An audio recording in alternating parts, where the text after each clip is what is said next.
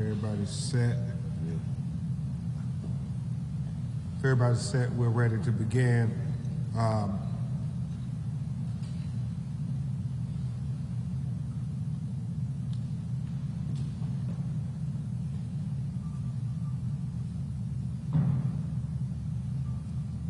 You ready? Good afternoon. I'm Attorney Ben Crump, along with Attorney Ray Hamlin, Attorney Nabiha Shear, Attorney Desiree Austin. We have the honor of representing the daughters of Malcolm X. Present with us is Ilyasha Shabazz and Camila Shabazz. The purpose of this press conference is to continue to reveal the truth in the conspiracy to assassinate Malcolm X. One of Malcolm's most profound quotes was, "I am for truth, no matter who tells it. I am for justice, no matter who is for or who is against." Well, today we hope to get a little closer to truth of what happened when Malcolm X was assassinated, so we can get some small measure of justice, Ilyasha, for you and your sisters. What do we know? What do Attorney Hamlin and Attorney Shear and us know that is not foreign to you all is that the FBI had many informants in the Audubon ballroom on that tragic day. We know that they withheld their information and did not let anybody know, send a directive that nobody is to reveal our presence in the Audubon ballroom where Malcolm X was assassinated. We know that Eugene Roberts, who was an NYPD officer and working in the Special Division Bossy, and we know that he was told he could not in any way give any information during the criminal trials of those who were convicted for killing Malcolm X. But he subsequently, much later in life before he died, did give interviews where he revealed that he was in the Audubon ballroom, showed that he was a member of NYPD, showed that he had been put on special assignment for Bossy, and said that, "I know I was not the only informant in the room." He said that they kept us isolated. We didn't even know who the other informants were when we were trying to gather information and trying to be accepted in to the circles of trust. He also said that he believed he witnessed a dry run of Malcolm X's assassination a week prior, or close in time, where you had the individual say the same words that history has revealed over and over again, with a person yelling out right before Malcolm was shot, "Nigga, get your hands out of my pockets." He said that a week before, the same exact thing happened. And it was his belief that that was a dry run. Also, from the Netflix documentary, Who Killed Malcolm X, Arthur Fulton, an FBI agent, confessed that he was in charge of 9 FBI informants who were in the Audubon ballroom on that fateful day when Malcolm X was assassinated. We know through multiple accounts that Raymond Wood, also working for NYPD and Bossy, was in the Audubon ballroom.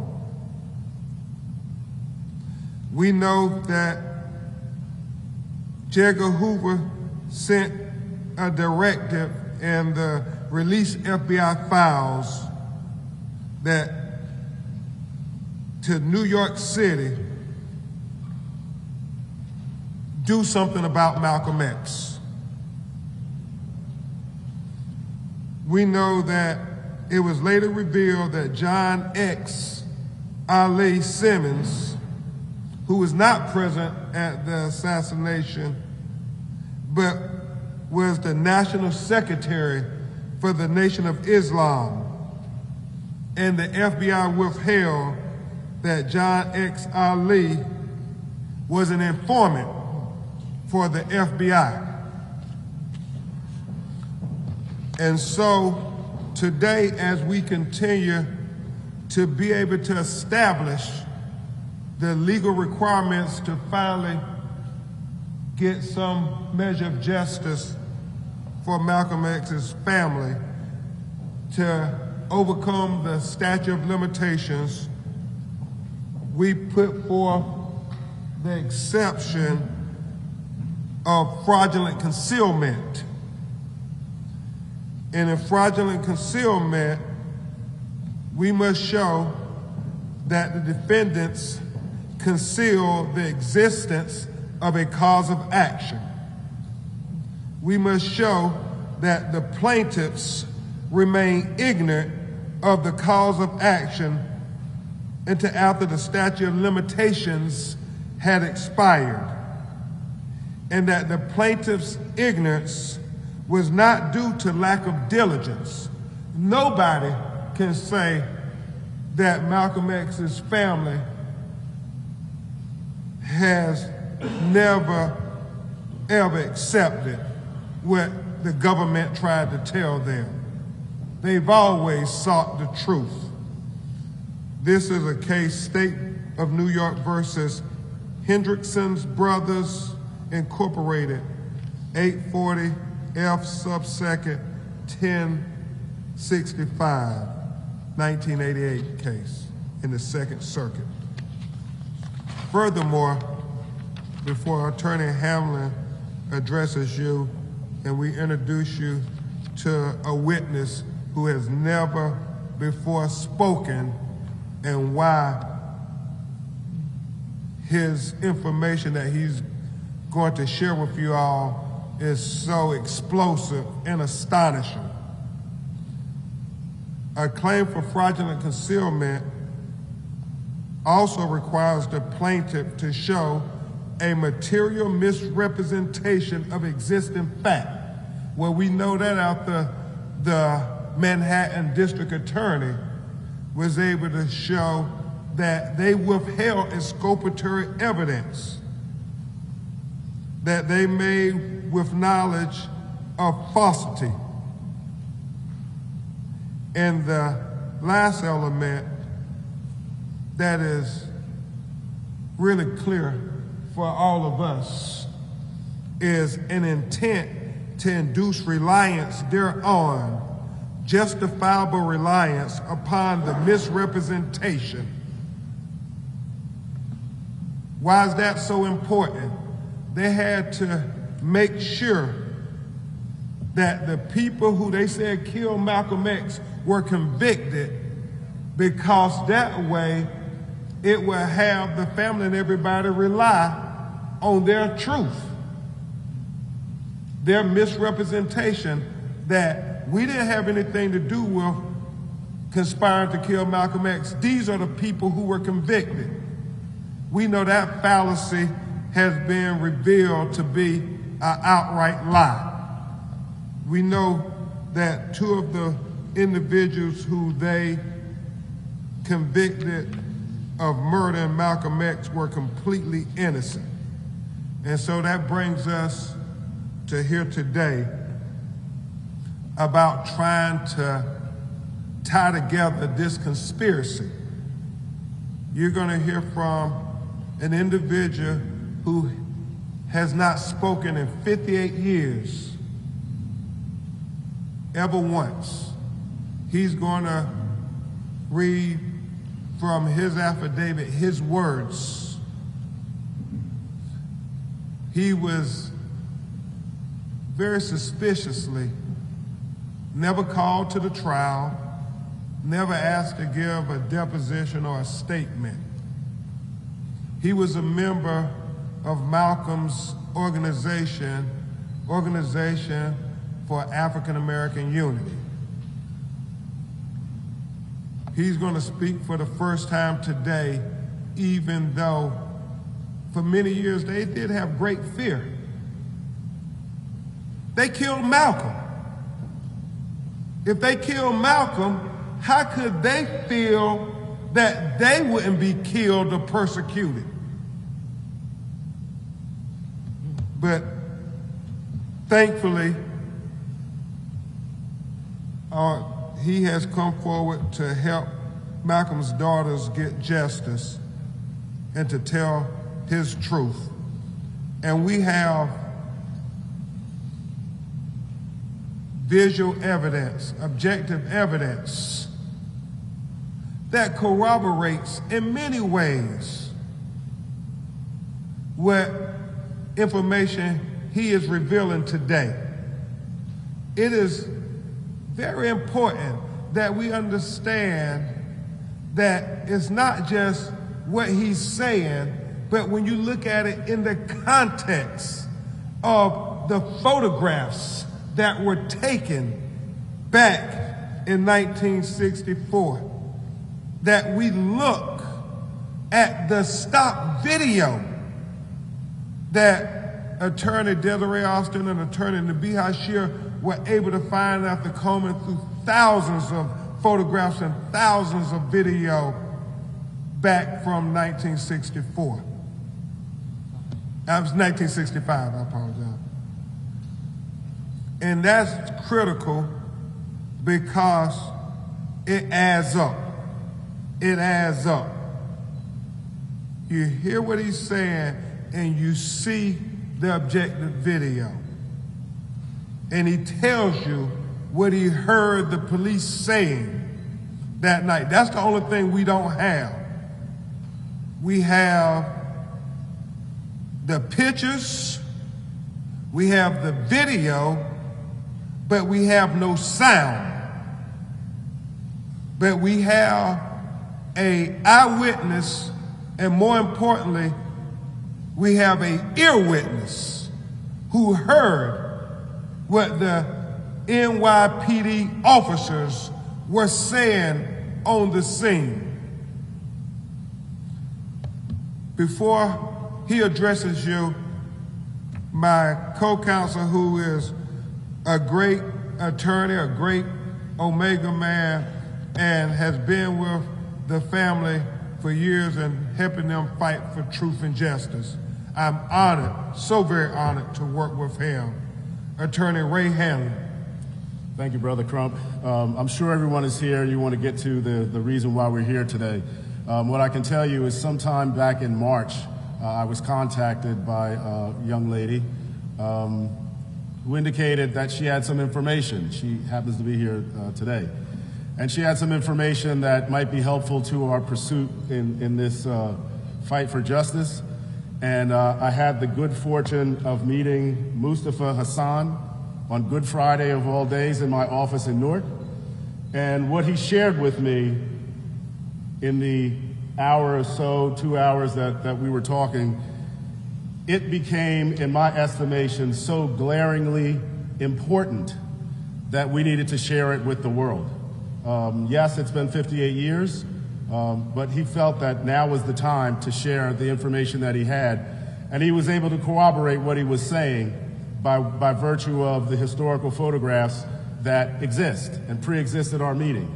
So in a very sort of little-known legal phrase that lay people aren't familiar with, the fact that he was present, he's there, members of law enforcement should have investigated and should have spoken to him. They did not. That is the epitome of deliberate indifference. Because at that point, Mr. Hassan had information clearly that was contrary to what the theory was behind what happened to Malcolm X. And I think once you hear this information, we are so grateful that we had the opportunity to meet with him, that Mr. Hassan will share with the world this information that he has. And it's supported, as I said, by documents, by photographs, by videos. And we hope that that will shed some light in further pursuit of the family as we tirelessly try and obtain justice for them. Thank you very much, Attorney Hanlon. And interesting to note, when Mr. Mustafa Hassan first met with Attorney Hanlon and I, we didn't know about the existence of a video. But when you see this video, it corroborates everything that he is saying. And so it is important that we understand this fraudulent concealment and that the government actually instructed the entities that were in that room, you cannot reveal your presence in that room. They did that for a reason. We think it was, as Attorney Hanlon and I just said, to try to misinform the public about their involvement in the conspiracy to assassinate Malcolm X. We are so grateful that Mr. Mustafa Hassan is talking. Some of the witnesses have since died, and that has always been a grave concern to Ilyasa and her sisters, that the truth will be buried with the individuals that was in this very ballroom in 1965. But thanks to the Most High, he is still here with us, and you will hear from him and hear that he is very keenly aware. And there are others who are still with us who we hope will have the courage to come forward. As he goes through his affidavit with you all, we're gonna have the photographs and illustrate for you all exactly what he's referring to, and he may even do it himself. So without further ado, Mr. Mustafa Hassan, the witness who was right there beside Malcolm in the last moments of his life. Good afternoon, ladies and gentlemen. I will read to you the affidavits of myself, Mustafa Hassan, given in the state of New York, County of Kings, and it reads as follows.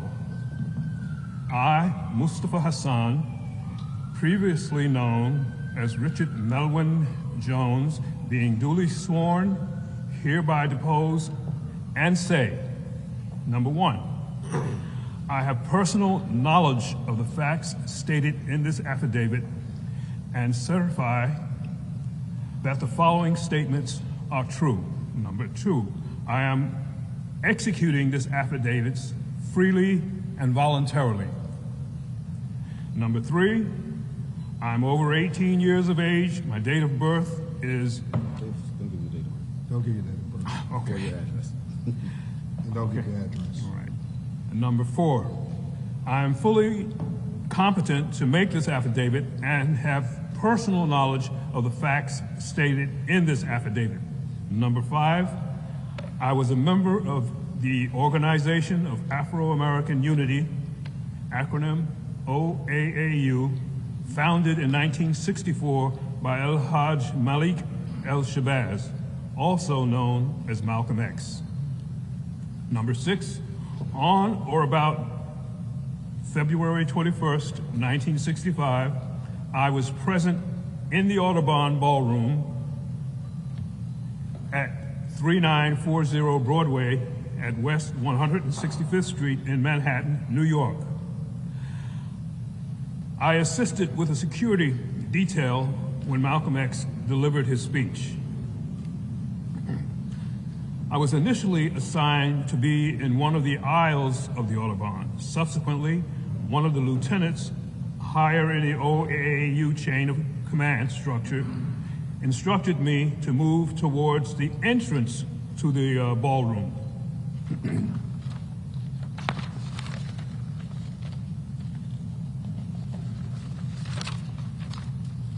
Number 8. As Malcolm X began his speech, a disturbance occurred when someone yelled, "Nigga, get your hand out of my pocket." Immediately thereafter, Malcolm X stepped forward and asked everyone to stay calm to de-escalate the situation. Now, all of a sudden, number 9, there was a loud explosion that immediately caused further disruption, capturing everyone's attention. Now, a series of gunshots, number 10, then rang out from another direction, and I immediately ran from my post in the entrance and witnessed Malcolm X being shot.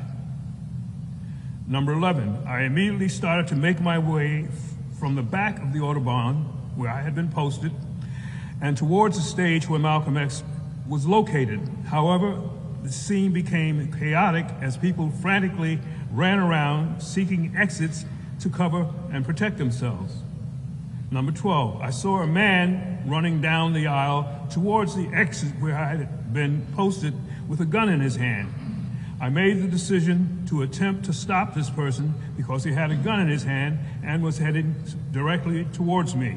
Number 13, I managed to knock this person down, and I continued towards the stage where Malcolm X was lying on his back, surrounded by his followers.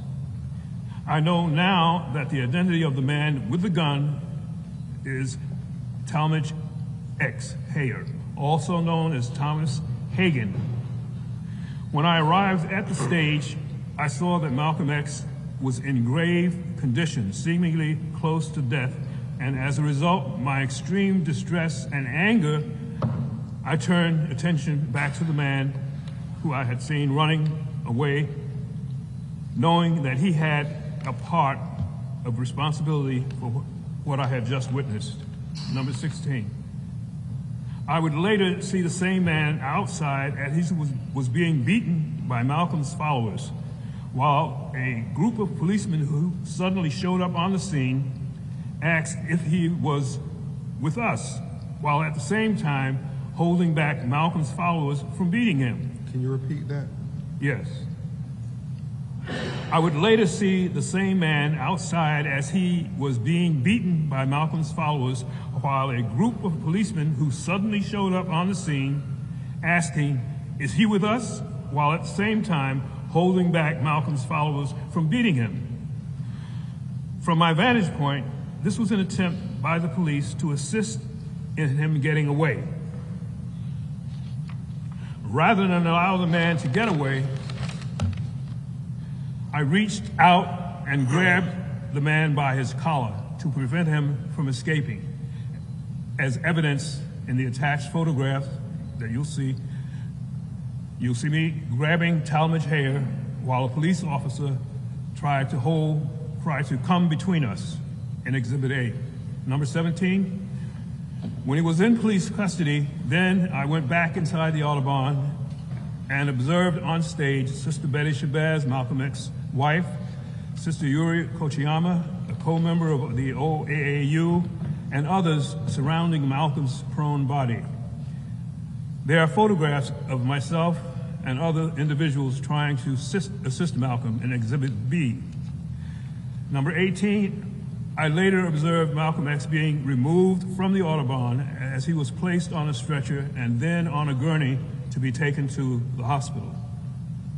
I can be seen escorting Malcolm to the hospital outside of the Audubon as I help clear the way on the street to get him to the hospital as quickly as possible. Number 20.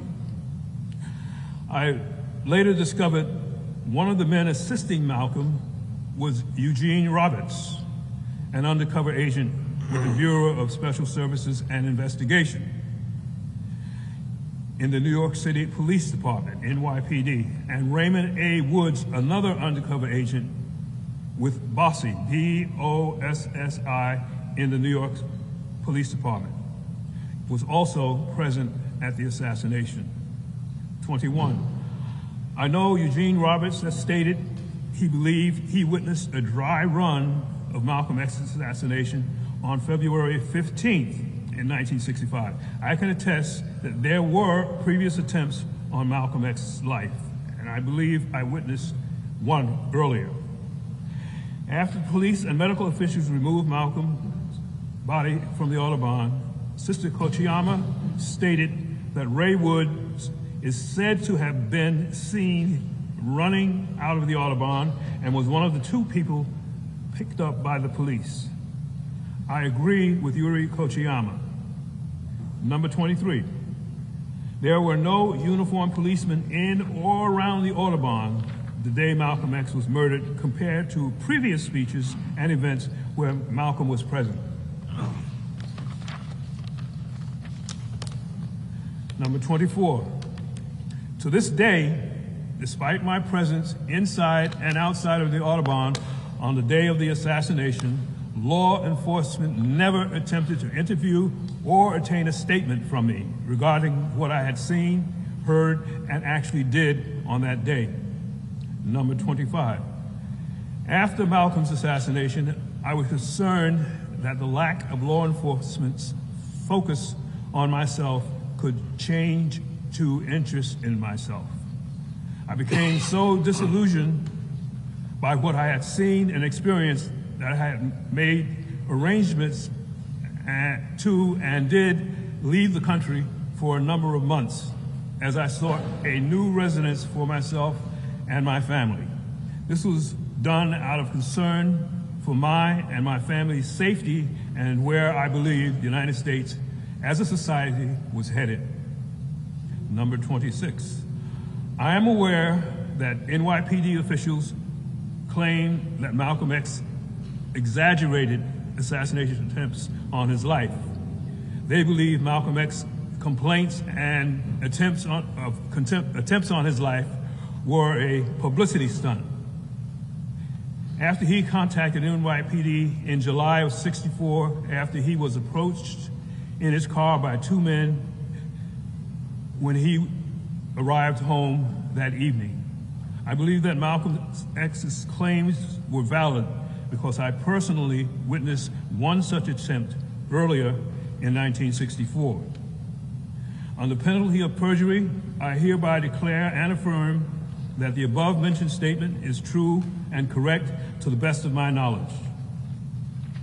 Thank you. Thank you so much, Mr. Hassan.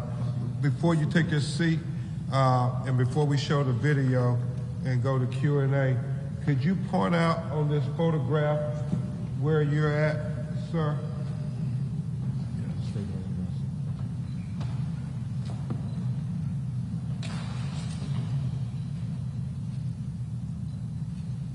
And we have a better photograph for you that we will share with you electronically, but we wanted you all to be able to have him point himself out where he's at, grabbing on Talmadge Harris' collar, and how the police are trying to separate him from that.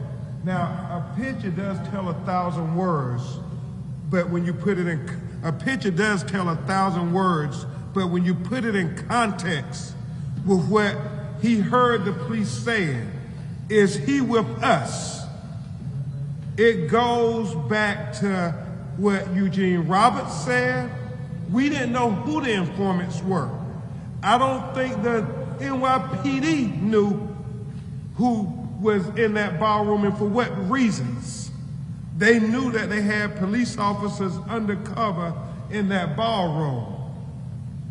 And that is something that he can put context to the photographs and the video you're about to see. Now, on this photograph here, can you point out, Mr. Hassan, where you at in this photograph with Malcolm? Hold it up a little. You can see it.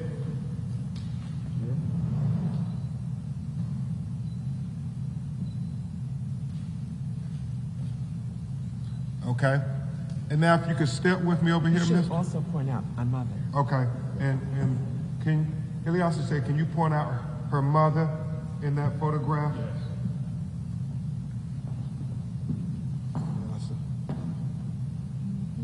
Very sure. And then finally, Mr. Hassan, can you point out where you're at in this photograph? Okay. And can you point out and tell who is on this picture?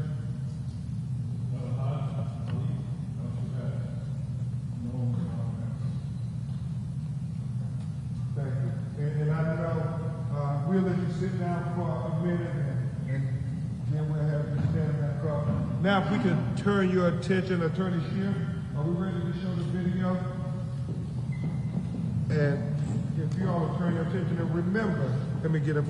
I keep telling me to stand in front of the microphones. Remember, when he told us what he heard and we saw the pictures, we had no idea that there was video in existence from 1965 until Attorney Shear and Attorney Desiree Austin went looking for every photograph they could find, and then subsequently found that there was some stock video that we're also going to share with you electronically.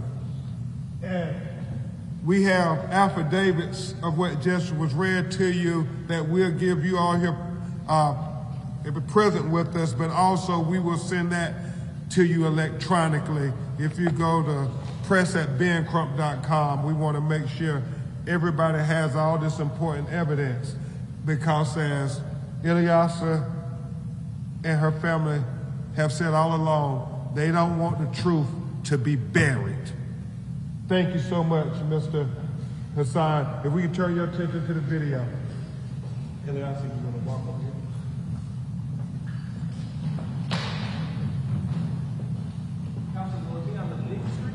It's going to be on the big screen.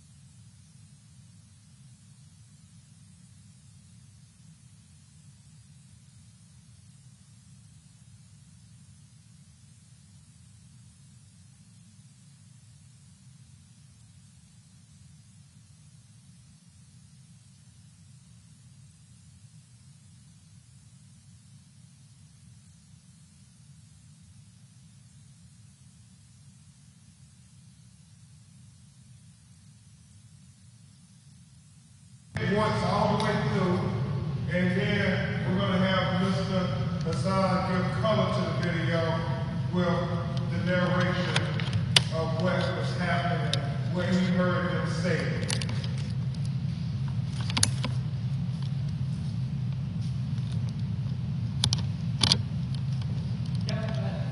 Everybody ready?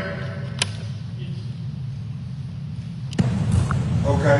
Mr. Crump, I just want to make sure this is video of Mr. Hassan. No, this is stock video taken outside of the Audubon Ballroom in 1965, right after Malcolm X had been murdered. In fact, they got video from inside the ballroom too. This is the stock video from news services and wires that are on the internet. And Mr. Hassan is present. Mr. Hassan is present in the videos. As is Talmadge. As is Talmadge, as is Malcolm X, and as is Betty Sebastian. The video of that scene right there. Yes. And that's Mr. Hassan grabbing the collar. Yes. And then in the video, you see police pulling him back. But I will let him narrate for you.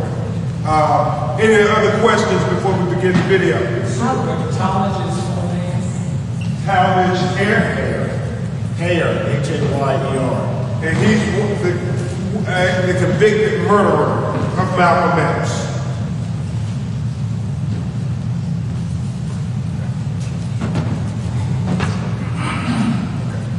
Any more questions before we begin the video? How long is it? Yes, sure.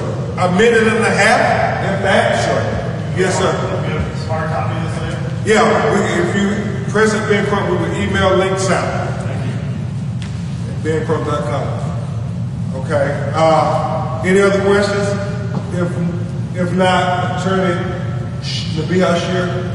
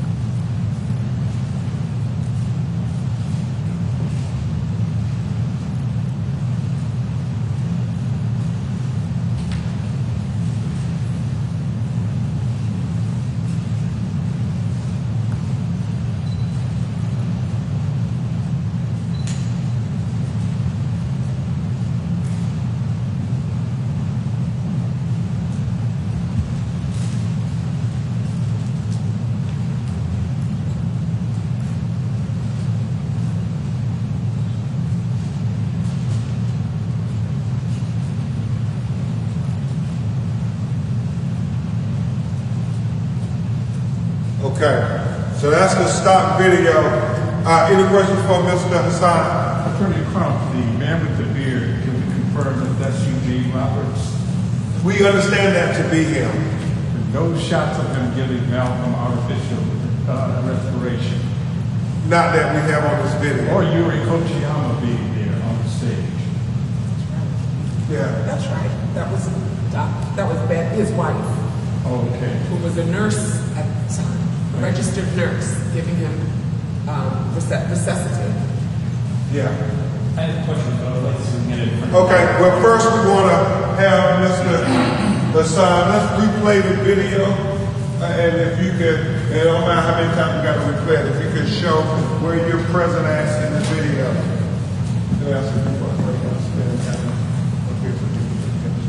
Play the video.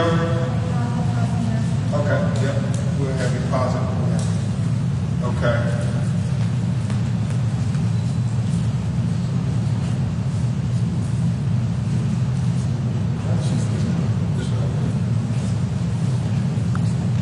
Oh, right.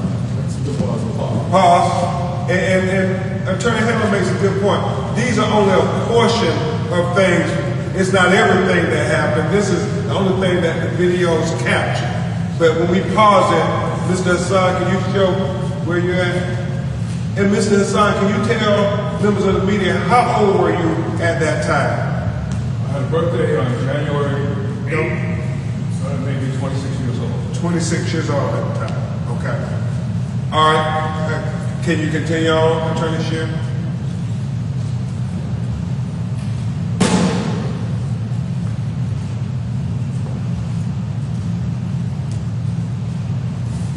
Okay, he's right there.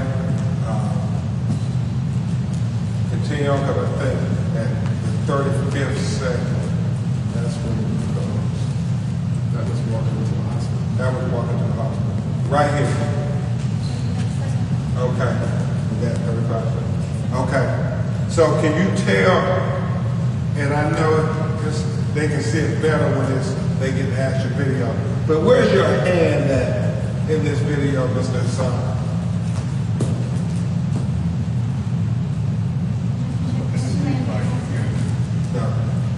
You can play back.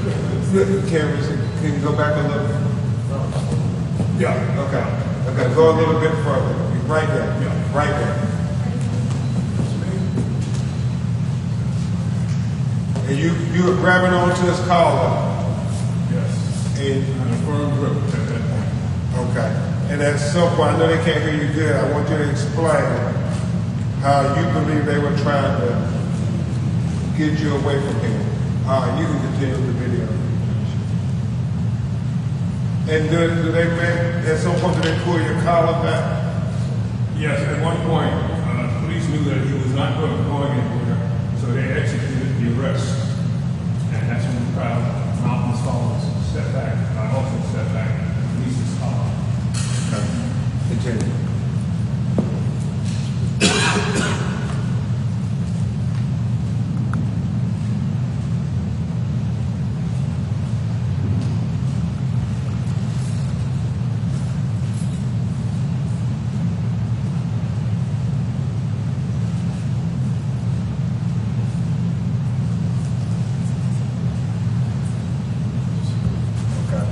And we'll continue to link that'll be much clearer than this is here.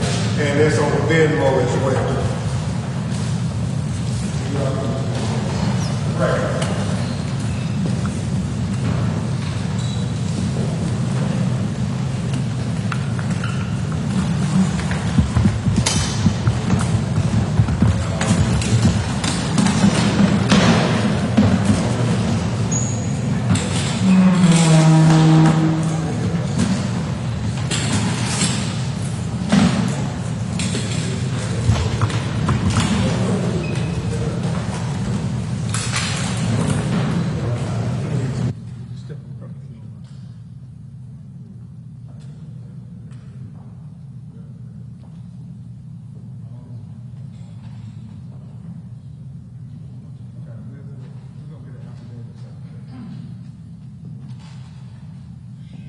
You have a seat and test.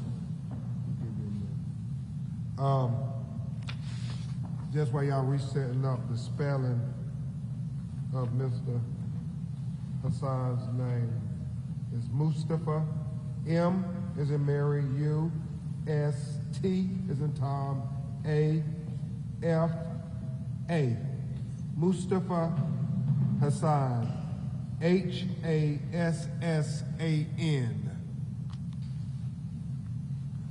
And anything else? Ray, you want us to go ahead? Okay, where the affidavits at? Okay. You and Attorney Solomon, I want to just hand out the affidavits. So we're going to give you affidavits as you ask your questions so you can have it. And we're going to send it to you electronically. Thank you, Mr. Chair. I want to distill what we're learning here to make sure we got it going correctly, correct, and that's right. You're at the Autobahn. You say that while police are making an arrest of Talmadge Air, the man convicted of killing Malcolm X, and you're grabbing his collar, you hear 8 police officers say, "Is he one of us?" You say it is in specific reference to Mr. Hare, and to you that implies what? We say that If I understand your question, yeah, did I know that I get the facts you laid out in that being correct? Hello. That is the fact, that's what I'm still supporting. yes, yes, So, that's what I heard. that's what you heard. What made you think that one, the comment was in reference to Mr. Hager, Mr. Hager, and Because they ran up. what, why do you think it was in specific reference to him, and what the implications seem to be? Initially, when I saw the melee in front of the Autobahn, and I saw that the victim was the same man that I had stopped earlier, I got as close to this melee action as I could to get a good look at him and to make sure that he did not get away. 2 policemen who came over closest to me, one of them made that statement. There were other policemen holding back the crowd, but the 2 closest to me, one of them made that statement. But my focus was not on them until I realized that they were blocking me. I don't know if you know anything about basketball, but you can block a person And this is what was done to keep me from grabbing him after they made that statement. But after I held on to him, which is obvious in the pictures, they realized that he was not going to get away, and they had to arrest him. And that's when I let him go. Why do you think they were referring to Talmadge, and what did you think the implication of that statement you heard? Words spoken with emphasis and with dimension. The manner in which the policeman made this statement, whichever one of them it was, the dimension of his speech left no doubt in my mind that he was talking about Talmadge. What is the implication of that? If you are correct, They were addressing it to each other as they approached him. and what did you make of the implication of saying, is he one of us? What did I make of that? Yes. At the time, I didn't focus on that. My only focus at the time was the fact that he was caught and he was arrested. And Looking back decades, scores of years later, I can add more emphasis to my understanding what they were doing. This is the azan for prayer. Kindly hold your questions until the azan is finished.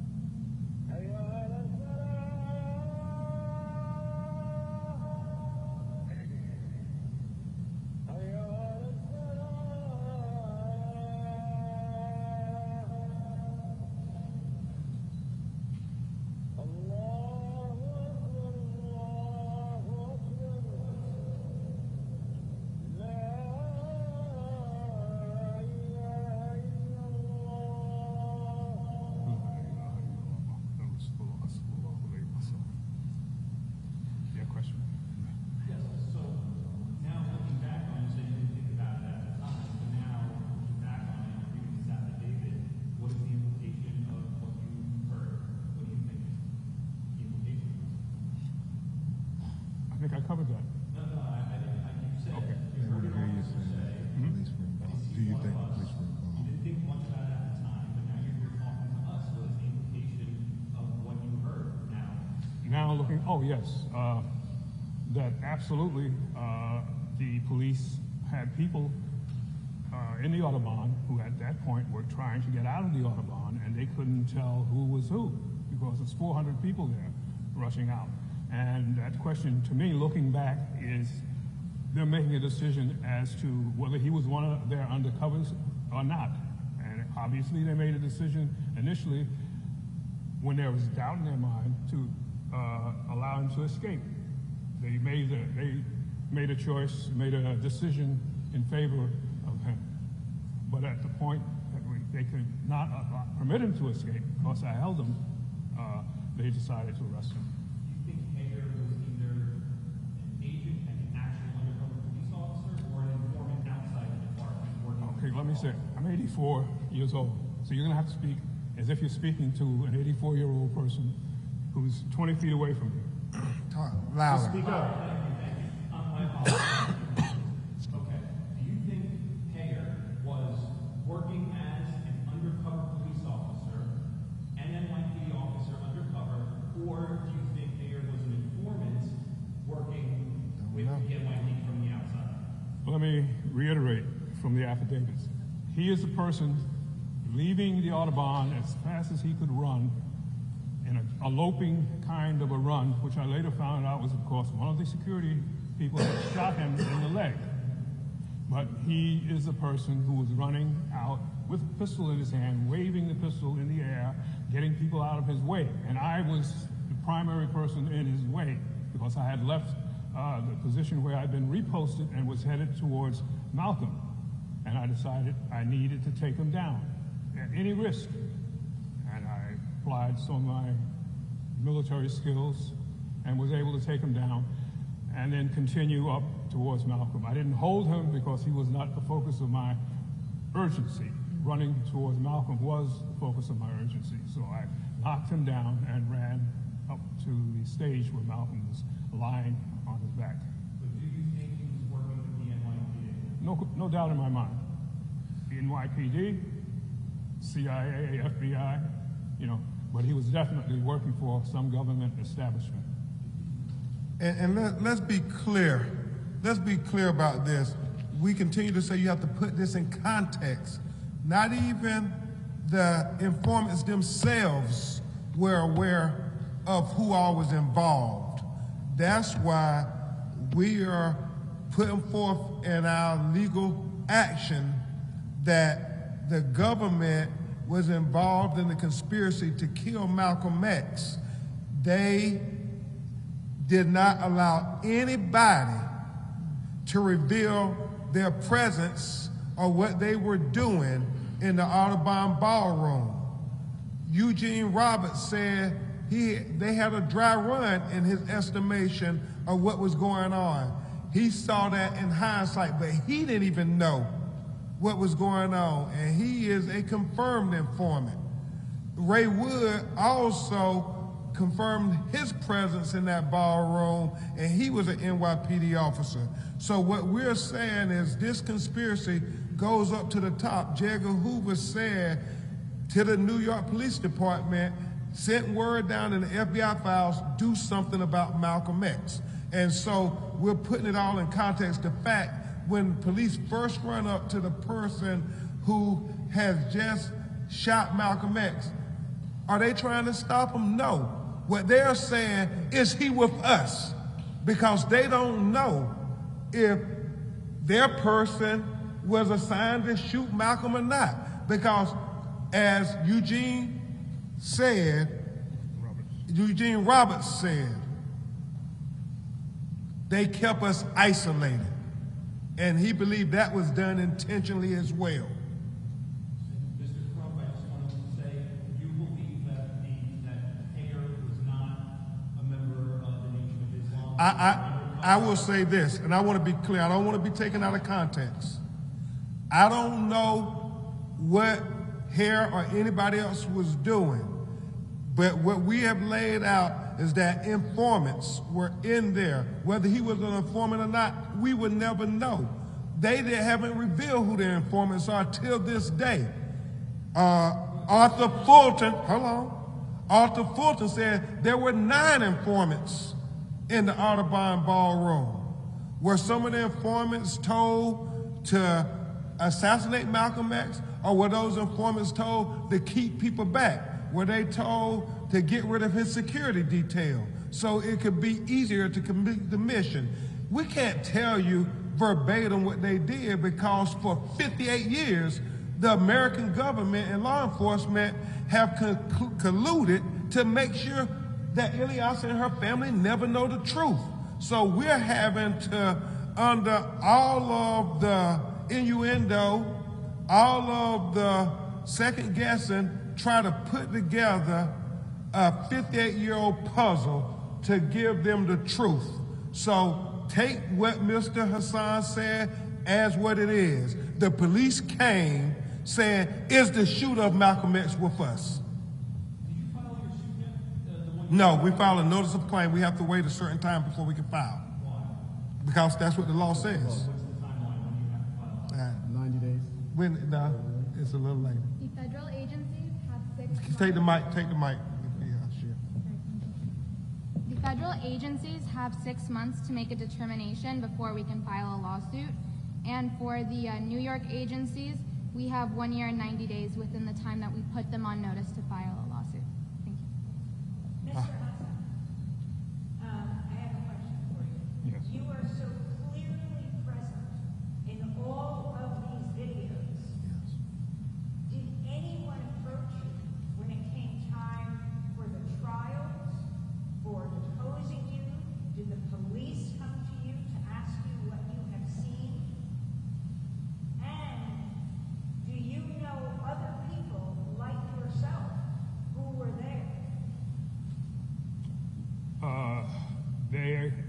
no time ever approached me before, during, or after the trial. And to answer whether there were other people there at the time, yes, there were. I have a first cousin, the son of my mother's sister, who was there that day. He would have been the youngest adult. He and his wife were there also. The two of them would have been the youngest adults there. Malcolm X's children would be naturally children. They were kids. But my first cousin and his wife were the two youngest adults there. He has passed. He died. I've seen her within the last 4 or 5 years when a street was dedicated in Harlem to Lambe Brack. I met her at that occasion, and she looked well and happy. Unfortunately, my cousin died of radiation cancer. And did you ever approach the police or the FBI, the authorities, to share what you had seen? No, no, and no. No. Because they had just killed Malcolm.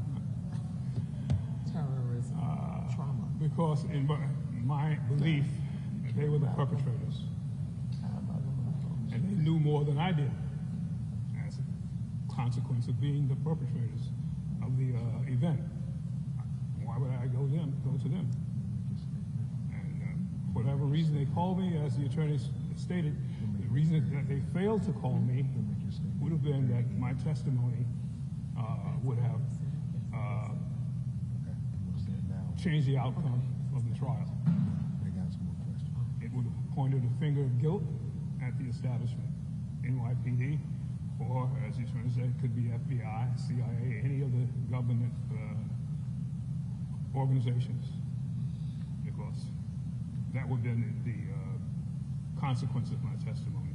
And that may be the reason they never called me. And of course, my reason for never approaching them is because I knew that they were involved on some level or levels. If I may, just one thing. I mean, you mentioned a variety of people did say they were informants. They did say that they had some connection to government. What about? I think this question what is about mine. Thomas Hare himself? He had. Oh, what about Thomas? No, I'm listening. This isn't for you. I think this is for the attorneys. Yeah. But for anyone. Right. Yeah. I mean, he has made a variety of public statements, but has he ever said that Not that we're aware of. No, and this isn't about Talmadge Hare. This is about an awareness based on what's been confirmed by Mr. Hassan that members of law enforcement had to have been aware of other people that were working along with them to potentially have involvement in the assassination of Malcolm X. Otherwise, why say, is he with us? That's the whole point. He's not saying he was or he wasn't.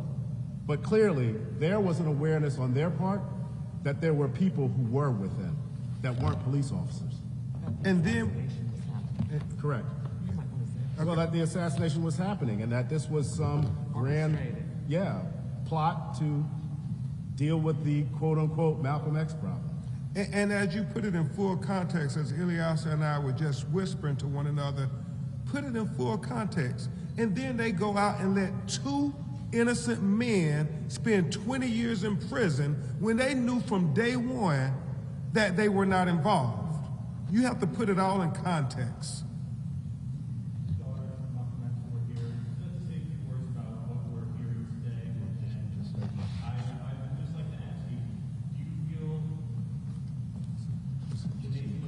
I need to hear. Sure.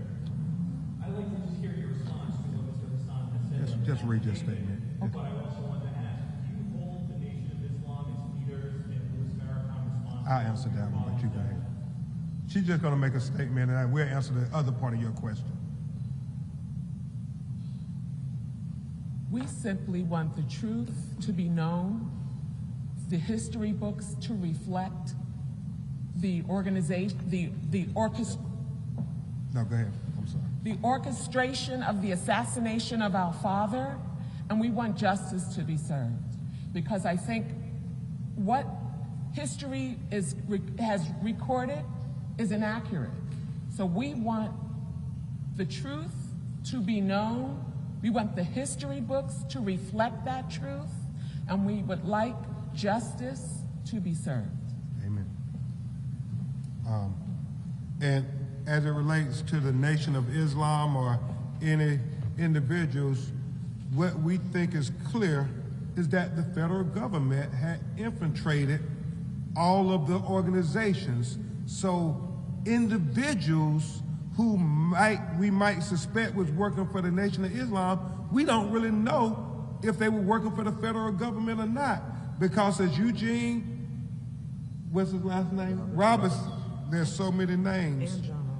And John Ali. They kept them isolated for a reason. And if you know anything about, I guess, government espionage and so forth, and obviously J. Edgar Hoover had made a determination that Malcolm X was one of the top enemies in America, that you use that espionage and whatever's at your disposal to gain information and to plot to take down what you believe is a threat. And clearly, J. Edgar Hoover had determined Malcolm X, this black messiah, a threat to the United States. Any other? Yes, sir. Can you tell me going forward what you need to corroborate those claims from the law enforcement? It would be really good if the FBI let us have all the information that they have, but obviously they haven't done it in 58 years, so we're not very optimistic that they're going to do that now. What we will hope is that the New York government officials today, the current people who are in power, the mayor and the city council, will try to do justice by Ilyasa and her sisters, that the Justice Department, who have access to all information, will finally try to give some measure of justice to Malcolm X's family after these many decades of the psychological trauma, pain, and anguish that they've had to experience over the assassination of their father. It is, and it also reminds us of the pain and suffering that her mother, Betty Shabazz, had to endure all these years believing that they were involved, but still not being able to get to the truth. Can you shed just a little more light on the video of the film? Where did it come from? Venmo. It's, we're going to get it to you. We're going to get the, you can. But how did you all? Attorney Great research by the attorney. Great young minds, great brilliant minds said, Attorney Crump, maybe you should look at this. This is the video right after they killed Malcolm. And it's stock video that's out there on the internet. And it showed us Mr. Hassan and many of the video images when he's on the stage there with Malcolm and Betty Shabazz, when he's there grabbing him at the collar, and you see the police come and separate him, and you also see him when they finally get Malcolm on the stretcher walking out. So that's what that video was, and it was. We only saw it 2 days ago, but it showed him throughout the video, just as many of the photographs show him in the video, and we're grateful that he came forward after seeing Ilyasa and the family fighting to try to get historic justice that had long been denied to them, to say, I'm going to tell them what I know. Are there any other questions? Just for clarity on the video itself, you say that you walked out and Amish Air was getting beat up by a group of supporters. At what point do the police officers come in and separate him from the supporters? And where are you in that space, and when do they say? Uniformed police officers showed up after this man had been beaten for a while and began to intervene. And initially, they made that statement when they saw him that I've already testified to. And it appeared to me, from my vantage point, that after they made a determination, they decided to let him go because they moved the crowd back and off of him, and he was making a lunge to escape, at which time I reached around the cop who was blocking me and made sure that he didn't escape. Grabbed his collar and I held on to it until they decided we have to make an arrest. He's been held at the scene of the crime, trying to escape. We have no choice but to arrest him. But they were prepared to let him go. And that's my perspective, looking back on the film and also recollection. We will keep you informed. Attorney DeMario Solomon Simmons, another great lawyer and a member of Omega's here, he wanted to make just a brief statement because we're fighting for the truth to come out on so many fronts. And he is the attorney with the survivors of the Tulsa race massacre. And so, Attorney Solomon Simmons, if you make a brief statement. Sure. I'm Attorney DeMario Solomon Simmons. I'm from Tulsa, Oklahoma. And as Ben stated, I represent the last 3 known living survivors of the Tulsa race massacre. And that's why it was so important for me to be here today to stand with Malcolm X's family and his amazing attorneys, including my good friend and mentor, Ben Crump, because these are the type of historical wrongs and murders and destructions of black communities and black leaders must be some accountability. This family, just like my clients, have lived with trauma for 102 years. They lived with trauma for almost 60 years.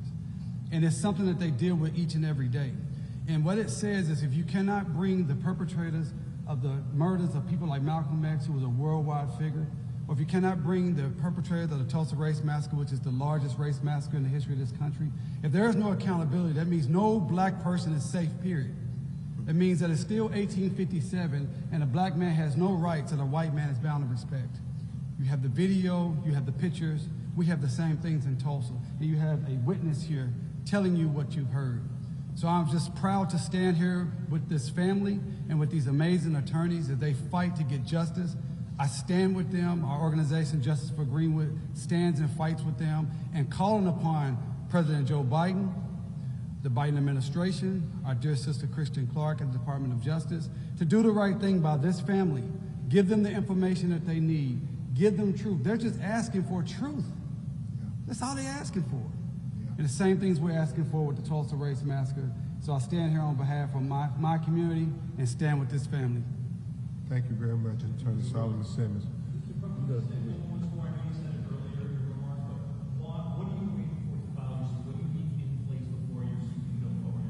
I think there's time at this point. Time. We need time. The 6 months has to run. No. Maybe you're misunderstanding. We have to wait 6 months after we gave our notice of claim, which we did about 3 months ago. What do you need to get your suit in to file your suit? We think we got it. We think we have enough. So how come you haven't filed a suit? So listen, if you can't do anything for 6 months, nothing. By law. Right. By law. Yes. The law doesn't allow you. That's it. All right. Hey, who do you work for, man? New York 1. Okay, got it. All right. Any other questions? And if not, we will keep you all updated. We think. Quick, kind of a personal question for Mr. Hassan. What is it, sir, what's it like for you to be back in this room where all this happened? I was waiting for the question. What brings me back? The initial spark was seeing on YouTube that the family was seeking financial redress. And I knew absolutely that they were entitled to it. Now, that was my initial inspiration to do it. And in the process of analyzing that, I reflected back on the contribution of their father to the African American nation. In the previous year or last year of his life, he spent a lot of time in Africa planting seeds for the eventual recognition of the consanguinity of Africans and African Americans. This was done. He was accepted by scores of nations as a man among mankind, an outstanding human being and a brave warrior for his people. And they gave him the kind of welcome that after he was assassinated, I decided I'm leaving, going to Africa, not back to Africa, forward to Africa, where I could raise my family in a society that was one based on honorable respect for its own traditions and its own constitution, and that is justice for all, okay? So I left the country looking for a place and was amazed at the level of warmth that the African people showed me. I got as far as Cairo, and in Cairo, you've got to actually go there to know what it's like to be among very friendly, warm-hearted, loving, peace-loving people. And that's where I decided I would stay with my family. And then I met a student from South Africa, not the South Africa, but from Bechuanaland. I think they changed the name after liberation. And that inspired me to go to Tanzania. And so before I was able to make that move, circumstances in my personal life required that I return home and make the trip to Africa at another time, which I did. But coming forward now, I look at the legacy that Malcolm has left, the undone work that he started, and the burden of it on myself personally as a member of OAAU, on us as a people, as the beneficiaries of what the OAAU was set up to do. And that was to elevate us to the next level in our struggle for freedom, justice, and independence for ourselves. And we were grateful for him because he earned for us the respect that makes that possible. All the nations of the world now are rotating towards a new center in seeking justice, in seeking equality and fairness in business, in commerce, in trade, and in human relations. America is now losing the control and hold that she has had, not only on her ex-slaves, but on the rest of the world. When we look beyond the shores, we see that what was done to us for 400 years has been done to other people for just as long. And so that's coming to an end. Africa is awakened now. Beyond just running a flag up the pole, now they're saying, we are not going to be subservient to the West. And that's the primary or the most important motivation for me to come forward and help this family. Thank you, Mr. Assad. And I'm gonna go back to your question. But he, like so many other members of the OAAU, were true students of Malcolm X and the philosophy of self-determination, and that we as black people have a right to self-determination by any means necessary. And so I'm grateful to these elderly statesmen for our people. And I guess the last thing, Mr. Assad, he want to know, you being back in this room, how does it make you feel after all these years? And that'll be the question we end on. Okay. A little bit of history. Our struggles, serious struggles for equality in America, go back to the 40s and 50s, and it reached its apogee in the 60s. Up until that time, journalism was what it was created to be and meant to be from our Constitution, a fourth estate. All right? That has changed. Now, we don't know what to believe anymore. Those of us who are involved in our struggle can recognize when journalists are lying to us. The whole country, everybody in the world is recognizing that these days. But now that we have the ability to actually create in the internet another thought, more reality, more truth, then journalists, in order to survive, have to become more responsible to the people, more responsible to their estate in how this country was set up to be. They have a role to play, and that role is to do exactly what these attorneys have done, search for the truth. And when you get it, don't be afraid to publicize it. It may cost you imprisonment, loss of whatever, but that is the only thing that can save the country. My concern is not so much to save the country, but that you do what's necessary to help us elevate ourselves by helping get our truth out so that we can pick up a newspaper and find out that, yeah, journalists are beginning to recognize their true role, and that is to speak truth to power. That's one of the reasons. And this is an occasion to do that, to ask you to help do that. Thank you. Thank you, Amy.